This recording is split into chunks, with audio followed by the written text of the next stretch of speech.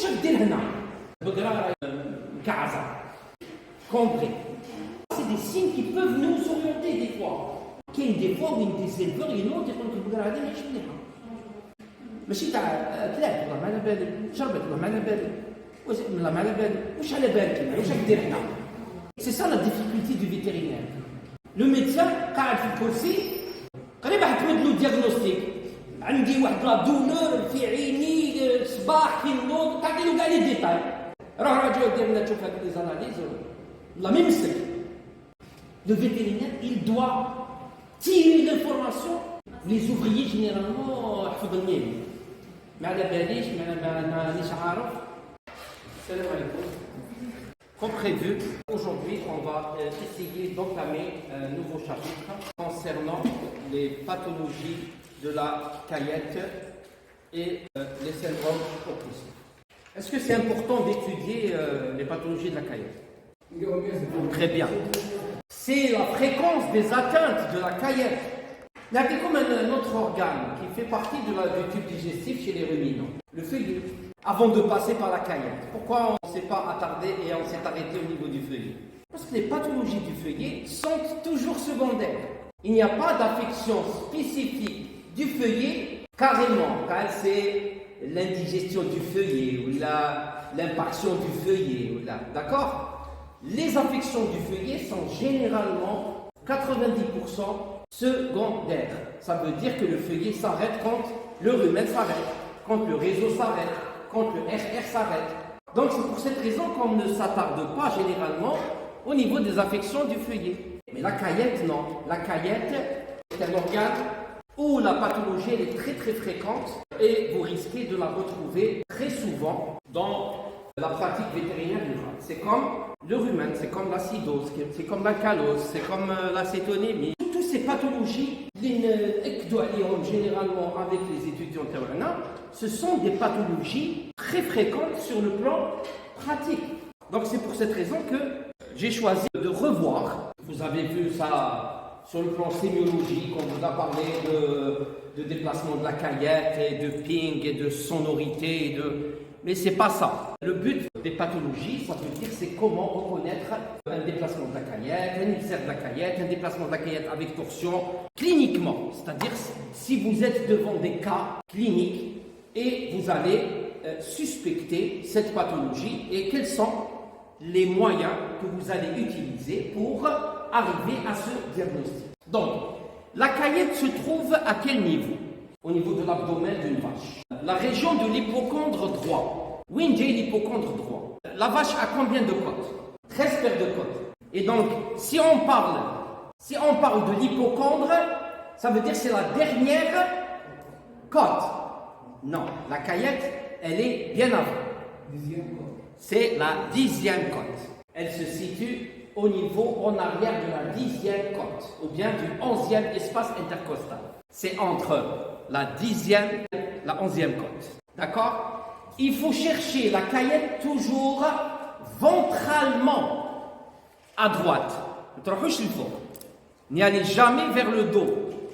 C'est vers le ventre. Ok? Ventralement. Ventralement à droite. Des fois, après digestion, après son remplissage, la caillette, elle peut se glisser sous le rumen. Physiologiquement, c'est-à-dire des fois, si vous faites des autopsies et vous retrouvez une caillette sous le rumen, ne vous étonnez pas. C'est physiologique. D'accord? Elle peut se retrouver entre l'atrium et le réseau. L'atrium et le réseau, sous le rumen. D'accord? Sous le rumen. Et on va voir par la suite quelles sont les conditions qui vont permettre à cette caillette de se déplacer vers la gauche. Elle ne se déplace pas avec la. Il faut certaines conditions. Et c'est ça le but de qu'est-ce qu'on va étudier? On va étudier toutes les conditions qui sont susceptibles d'entraîner des pathologies de la caillette. D'accord? Pathologie de la caillette. Généralement, 3 pathologies sont essentielles au niveau de la caillette. On va voir essentiellement, dans un premier temps, 2 types de déplacements. Les déplacements à gauche de la caillette et les déplacements à droite de la caillette, les DGC et les DDC. Même on va voir les ulcères de la caillette. Les ulcères de la caillette sont très fréquents, surtout chez le veau. Donc, déplacement gauche et droite. Déplacement droite, généralement, il est associé à ce qu'on appelle le volvulus de la caillette, appelé communément torsion de la caillette. Donc, si vous entendez le volvulus de la caillette, torsion de la caillette, vous êtes devant un cas de déplacement à droite. Il n'y a jamais de torsion ou de volvulus lors d'un déplacement à gauche. C'est bon? Ça. Alors, quelle est la particularité de la caillette sur le plan anatomique? Elle est mobile. Très bien. Elle est attachée par deux choses. Caudalement par le pylore et crânialement par l'orifice réticulo-omasal. Caudalement par le pylore, crânialement par l'orifice réticulo-omasal. Voilà. Ah, la caillette. Donc ça, c'est la partie droite au niveau de l'espace du 11e espace intercostal. La côte, la 10e côte. D'accord? Je vous la forme qu'a la caillette. C'est une forme en L. L'attache taha, c'est le pylore, et le réticulo-omasal qui lie l'omasome au réticulum. Ça, c'est le feuillet. Hein? Ça, c'est le feuillet. D'accord? Même comme le pylore, après le pylore, il y a le duodénum, avec les trois parties terres. Ok? Il y a les quatre parties. La partie crâniale, la partie transverse, la partie ascendante et la partie ascendante. C'est le duodénum. D'accord? Donc, juste après la caillette, vous avez le duodénum. Et entre le duodénum et la caillette, il y a le pylore. Pourquoi je vous dis ça? Parce que lorsque la caillette se déplace, il y a une modification dans la position du duodénum, puisqu'il doit la suivre. Donc, imaginons, la caillette, elle se déplace à gauche. Sous le rumen, ou à gauche. Où sera le duodénum? Voilà, il va la suivre.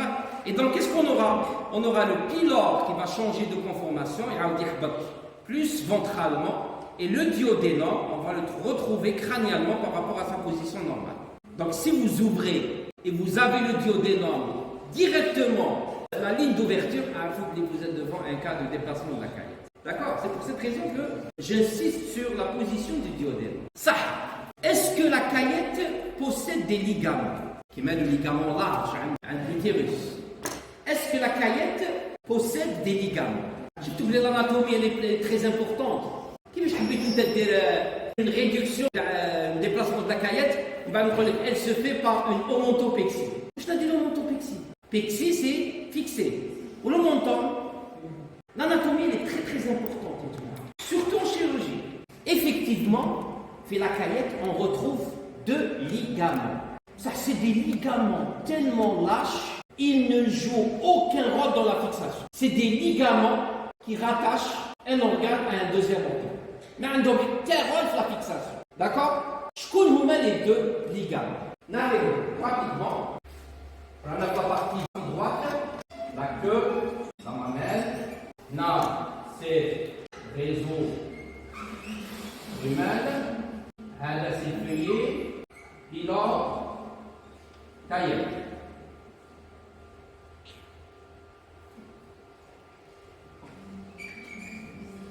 Ok, pylore, caillette. Donc ça c'est le feuillet, ça c'est le réseau, ça c'est le rumen. Ok, très schématique. Alors, deux endroits sont très importants au niveau de la caillette. Zouj, je vais aller la courbure interne. C'est ce qu'on appelle la petite courbure. D'accord? La courbure interne. Ismoha la petite courbure. La courbure externe, ismoha la grande courbure. La grande courbure. Jusqu'à présent, la baisse. Petite courbure, grande courbure. On déroule la caillette ici. On va rajouter le gaz. D'accord? Elle est comme ça. Elle est comme ça. Donc, Hadi, c'est la petite courbure. Hadi, c'est la grande courbure. Petite courbure, grande courbure. C'est bon? Au niveau de la petite courbure, واش عندنا؟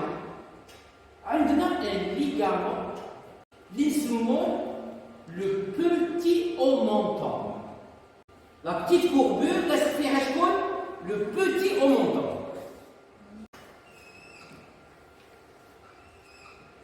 هذا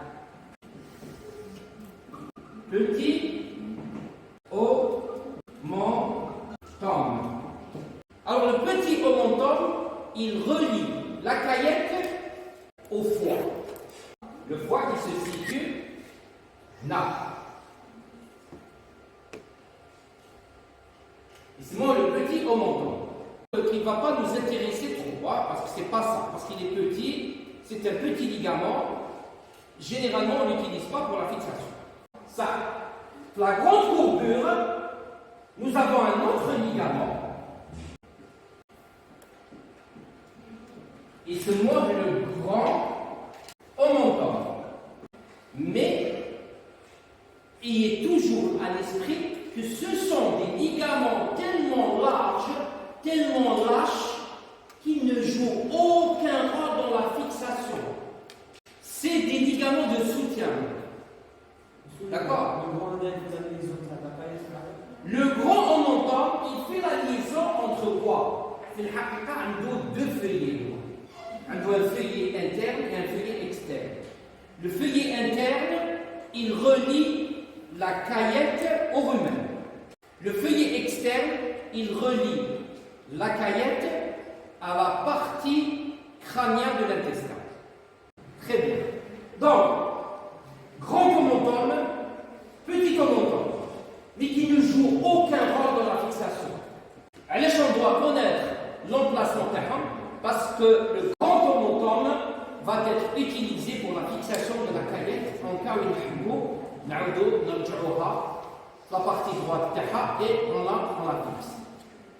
D'accord? Donc il faut le connaître. Alors comment on reconnaît le grand omentum? Comment on reconnaît le grand omentum? On a واحد التنفاخ اسمها la bourse omentale. La bourse omentale. D'ailleurs, غير نشوفوا هذا السؤال نعرفوا بلي رانا في omentum. نزيدو نمشيو شويه نلقاو لا كايت. نجبدو لا كايت نحكموا la bourse omentale. علاش la bourse omentale? Parce que l'omentopexie, elle se fait à ce niveau. علاش؟ باسكو هذا est tellement lâche que ما نقدروش نديرو دي فيل ولا نديرو دي سوتير ولا لازمنا حاجه تكون صحيحه. Donc qu'est-ce qu'on recherche? On recherche quelque chose de graisseux, quelque chose de fixe. C'est la bourse omentale. Donc نحكموا la bourse omentale. نديرو فيها des points et on la fixe à la paroi abdominale droite. On fixe à la paroi abdominale droite. D'accord? Donc bourse omentale. Wesh nchidou. La caillette est lâche et flexible. Elle peut bouger dans n'importe quel sens. Il y a la caillette, comment elle se tient en place? Comment elle se tient en place? Puisqu'elle n'est pas fixée, il n'y a pas de ligament qui la fixe à la voûte lombaire, ou la anus, ou la par les autres organes. Très bien. Et plus exactement, ça c'est très important. Ce qui maintient la fixation de la caillette, c'est le rumen. C'est le rumen. D'accord? Et donc, la mobilité de la caillette va directement dépendre du remplissage ou de la vacuité du rumen. Quand le rumen est rempli, il pousse la caillette, la paroi abdominale droite, ça permet sa fixation. Mais quand il se vide, quand il est vide, il y a une certaine plasticité, il y a une certaine vacuité qui permet à la caillette de se déplacer et de migrer. D'accord? C'est un point très très important. Donc, c'est bon? Ça, sur le plan physiologique maintenant. La caillette, c'est le seul réservoir gastrique qui présente une activité sécrétoire. La digestion au niveau du rumen, elle est de quel type? La digestion, elle est mécanique et elle est microbienne. Ne faites jamais la faute de dire que la digestion au niveau ruménal, elle est enzymatique. Il n'y a pas d'enzyme. Les parois du rumen ne sécrètent aucune enzyme. Les enzymes utilisées, ce sont des enzymes d'origine bactérienne, c'est la microflore. Or, la caillette, c'est le vrai estomac. C'est l'estomac glandulaire. D'accord? C'est l'estomac glandulaire. Alors, les deux produits sécrétés par l'estomac et qui sont très très importants. La pepsine et la HCl. La pepsine et l'acide chlorhydrique. La pepsine, dégradation des protéines. Je fais la mémoire. Protéines, polypeptides. Polypeptides, acide aminé. Donc, protéines, peptides, ça se passe au niveau gastrique. Elle fait intervenir la pepsine, microflore, pepsine.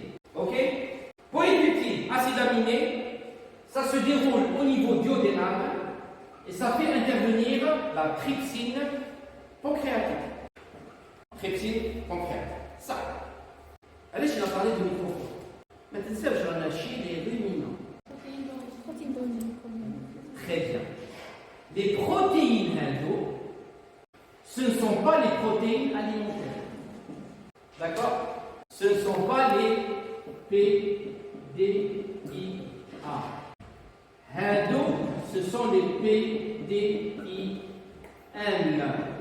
Les protéines digestibles intestinaux d'origine microbienne. À l'époque, on dit chez les ruminants, il y a certaines bactéries, les coloflores humaines, qui tracent le turnover où ils au niveau de la caillette. Où ils ont l'acidité, ils vont se dégrader, ils vont libérer leurs protéines. Les protéines, ce sont les protéines d'origine microbienne. Parce que les protéines d'origine alimentaire, ils vont au niveau du rumen. Ils vont être dégradés par quoi? Par la flore protéolytique. C'est pas la même chose. D'accord? Donc, quand on parle de protéines au niveau de l'estomac, au niveau de la caillette, c'est surtout les protéines d'origine microbienne. Alors, le HCl qui est sécrété au niveau de la caillette, il va se retrouver à quel niveau? Au niveau duodénal, où il va donner du H+, et du CN1. D'accord? Le H+, il va jouer un rôle dans l'équilibre acido-basique, et le chlore, il va jouer dans le anion gay, ou bien l'électroneutralité. D'accord? On a vu ça lorsqu'on a abordé le syndrome de Flandre postérieur. Et donc, en cas de problème au niveau de la caillette, cette HCl ne va pas être dégradée au niveau duodénal, on aura un manque de H+, et un manque de chlore au niveau sanguin. Donc, toutes les pathologies de la caillette, qu'elles soient ulcères ou déplacements, vont entraîner automatiquement une alcalose métabolique. Donc faites attention. Lorsque vous êtes devant un cas d'atteinte abomazale, parce que la caillette, ça s'appelle aussi l'abomazole. Lorsque vous êtes devant un cas d'atteinte abomazale, vous êtes toujours devant un cas d'alcalose métabolique et non pas d'acidose. Donc, ne rajoutez pas de bicarbonate. Donc, c'est du bicarbonate. Vous allez aggraver le cas. Donc, je dois amener faire ça. Toute atteinte au niveau de la caillette va entraîner une alcalose métabolique. Alors, vous savez que le HCl il est très important pour la protéolyse. Et sans le HCl, la protéolyse ne peut pas se faire. D'accord? La dégradation des protéines au niveau gastrique a besoin d'acidité. Et a besoin d'un acide très fort. Quel pH de la caillette chez les ruminants? Entre 3 et 2. D'accord? Entre 3 et 2. Donc c'est très acide. L'acidité elle est plus importante que, d'accord, au niveau du rumen. Alors, sur le plan motricité maintenant, sur le plan motricité, qu'est-ce qui fait augmenter la motricité de la caillette et qu'est-ce qui fait diminuer la motricité de la caillette? Donc, premièrement, la caillette a une motricité en partie autonome. Qu'est-ce qui permet l'autonomie de la caillette? Les plexus. Le tube digestif, que ce soit chez les monogastriques ou chez les polygastriques. Il a une triple innervation. Il a deux innervations sympathiques parasympathiques qui fait partie du SNP, système nerveux périphérique. Il a une autonomie au niveau du mésentère. C'est ce qu'on appelle les plexus mésentériques. Meissner et Auerbach. Je vais t'aller c'est l'autonomie digestive, parce qu'il y a des contractions propres qui ne font intervenir ni le sympathique ni le parasympathique. Ça fait partie des plexus mésentériques. Et donc, c'est une partie autonome. D'accord? Une partie autonome. Alors, qu'est-ce qui fait augmenter la motricité de la canette? C'est les repas. Quand on a faim, quand on a faim, quand l'horloge biologique تاعك تقول لك بلي سي وقت الماكله، سورتو واحد اللي يكون منظم ياكل في الوقت، تلحق 12 l'estomac تبدا تخدم. D'accord? Qu'est-ce qui a fait ça? C'est le système nerveux. D'accord? وقتاش تبدا elle augmente la contraction تاعها, c'est au moment de la mastication, au moment de la prise alimentaire. تبدا la mastication au niveau buccal, تبدا l'estomac تبدا تخدم. C'est la même chose qui se passe au niveau des ruminants. Donc les repas, quand ils arrivent au niveau de l'estomac, elle doit les gérer et elle doit augmenter ses contractions. Donc la contraction de la caillette augmente avec les repas. Mais qu'il y a une particularité chez les polygastriques, c'est qu'un repas, quand il est physiologique en quantité, il stimule les contractions. Mais quand on dépasse la capacité de la caillette, elle va s'arrêter. Par rapport à la quantité, mais la qualité. On va dire la qualité, même la qualité, elle va jouer. C'est logique. L'estomac, d'accord? Quand il y a un bol alimentaire qui est normal, c'est un bol alimentaire qui est normal, ok? Mais quand ça dépasse les capacités de stockage, c'est bon. Je n'ai plus besoin de me contracter et d'avoir plus de bol alimentaire. Donc elle va s'arrêter. Est-ce que physiologiquement, ça peut se faire? Maintenant, les polygastriques. Ça veut dire qu'entre la cavité buccale et la caillette, le rumen, le réseau feuillet. Ça veut dire que la caillette, elle reçoit le bol alimentaire d'eau du feuillet. D'accord? C'est le rumen. Ok. Donc, c'est toute l'alimentation qui va se retrouver au niveau de notre estomac. Ok. Chez les polygastriques, je connais recevait le premier bol, la première alimentation, je connais. C'est le rumen.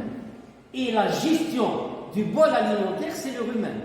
Donc, physiologiquement, on n'a jamais de bol alimentaire extra-physiologique en quantité qui va arriver au niveau de la caillette. Puisque il y a un régulateur, c'est le rumen qui régule. Ok?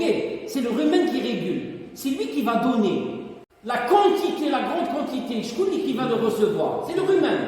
Il va donner. Donc physiologiquement, on n'aura jamais un phénomène d'atonie au niveau de la caillette physiologique. Jamais la caillette allège, parce qu'elle reçoit les bols alimentaires au fur et à mesure. Il n'y a jamais de grande quantité. Ok? Quand est-ce que la quantité devient plus grande? Quand il y a un trouble moteur. Donc, physiologiquement, la caillette ne s'arrête jamais. Puisque les bols alimentaires, ils disent en pulsation. C'est le rumen qui va c'est selon les contractions musculaires. C'est les contractions. Première, primaire, secondaire, et les bols alimentaires arrivent mais elles ne peuvent pas arriver d'une façon brutale, ce qui va donner une grande quantité. D'accord? Donc, si il y a atonie de la caillette, il y a un problème pathologique. Il n'y a pas d'atonie physiologique de la caillette. L'atonie, c'est pathologique. Donc, augmente lors d'un repas, sauf en cas de repas trop important au volume, qui fait alors diminuer cette motricité. À l'auscultation, les borborygmes. D'accord? Les borborygmes au niveau de la partie ventrale droite, en arrière de la 10e côte. نحطوا stéthoscope, quand la caillette est fonctionnelle, c'est ça le borborygme. C'est le même son qu'on entend au niveau des intestins. D'accord? Borborigme intestinal ou la borborigme au matin. Nous avons la caillette est fonctionnelle. Ça. Donc H plus et Cl sécrétés par la caillette sont réabsorbés au niveau de l'intestin, on a déjà. Sans cette réabsorption, il y aura hypochlorémie et alcalose. On l'a déjà évoqué lorsqu'on a parlé du syndrome de Fronde postérieur. Vidéo, ça. Maintenant, sur le plan sémiologique, quels sont les signes d'appel? Qui fait à partir des signes d'appel, on est devant un cas de pathologie de la caillette. Mais déplacement, pathologie de la caillette en général. Quels sont les signes d'appel qui nous aident à suspecter une pathologie de la caillette? Premier signe c'est chute de la production laitière ou une absence de démarrage de la production laitière. Chauffe. Les pathologies de la caillette chez la vache laitière, elles sont généralement observées en postpartum. Au 99,99 des pathologies chez la vache laitière, nous travaillons en postpartum. La plupart des pathologies, l'acétonémie, l'hypocalcémie, déplacement de la caillette, réticulopéritonite traumatique, d'ailleurs on les appelle les pathologies du postpartum. Ok? Parmi ces pathologies du postpartum, nous avons le déplacement de la caillette.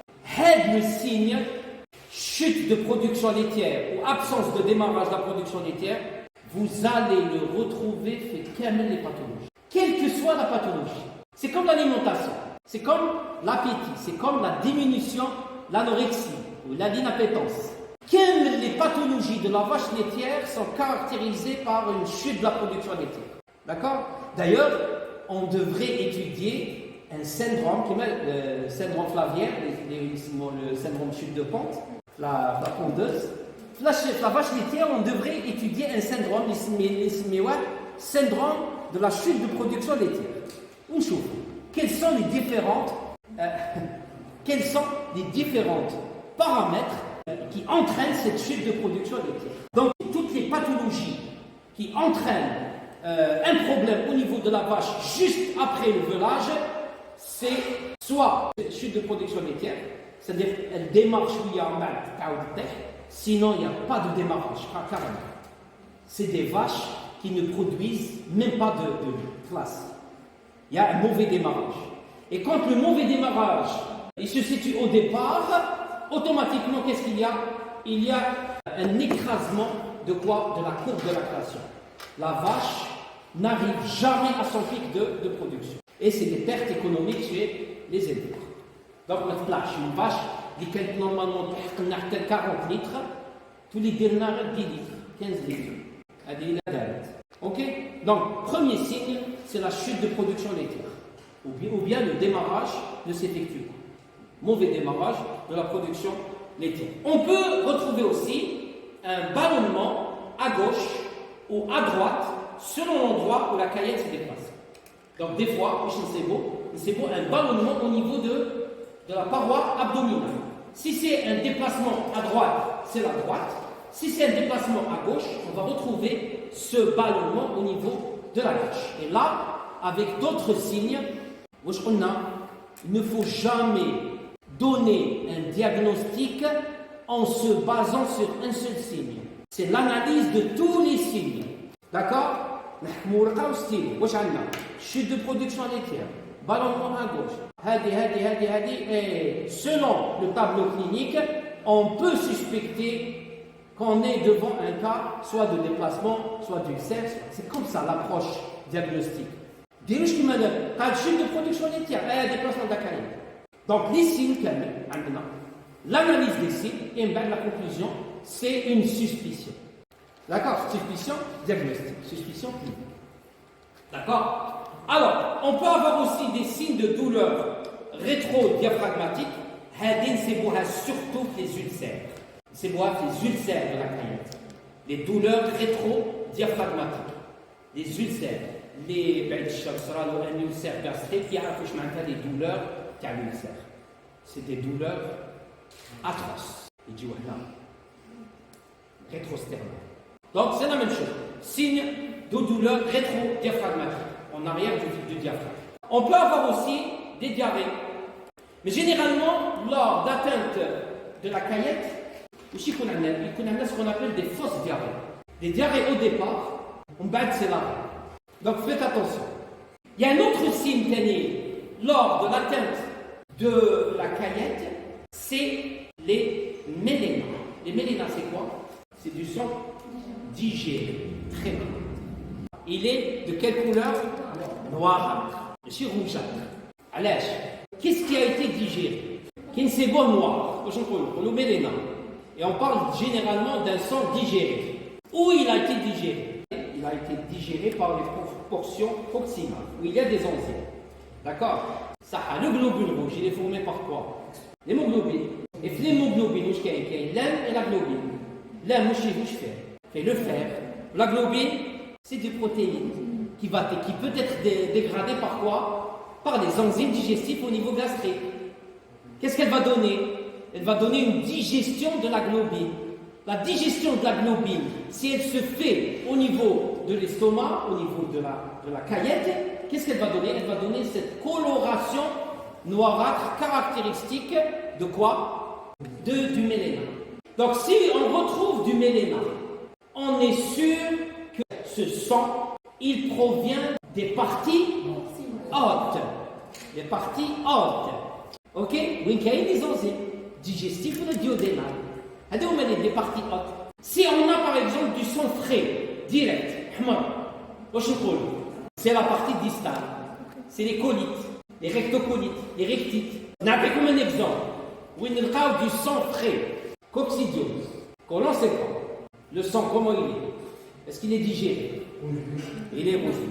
Donc, méléna, c'est du sang digéré. Charbon, goudron. Généralement, le méléna, c'est un signe pathognomonique, c'est-à-dire les affections des ulcères de la caillette. Ok? Nous avons tenu une raréfication, une absence de bouse, donc ne faites jamais la bêtise de dire qu'il y a une diarrhée, c'est des fausses diarrhées. Au départ, il y a un péristaltisme accentué, c'est vrai.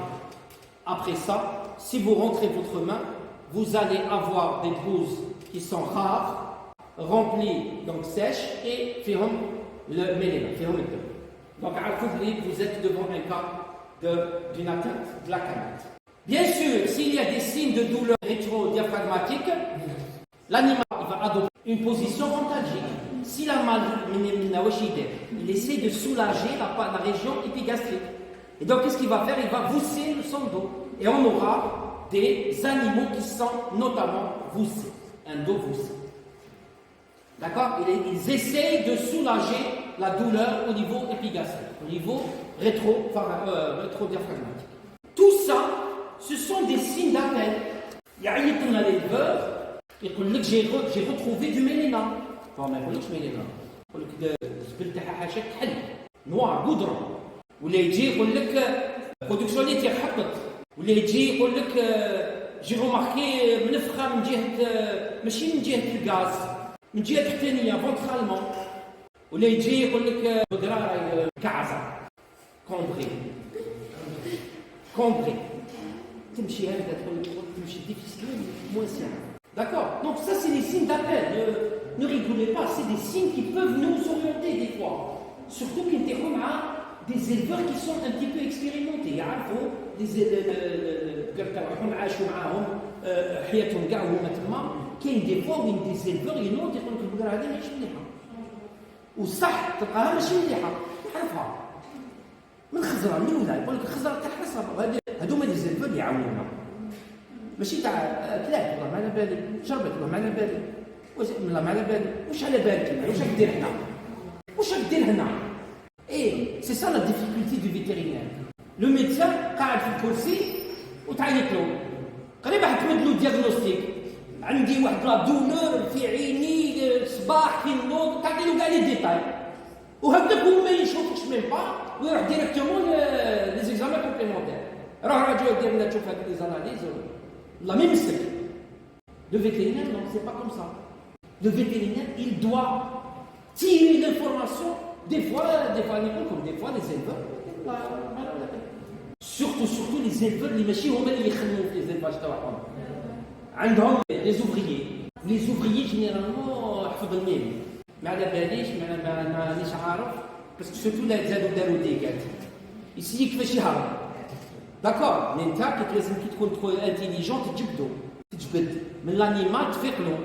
D'accord, il faut arriver à ce stade. Ça c'est très important.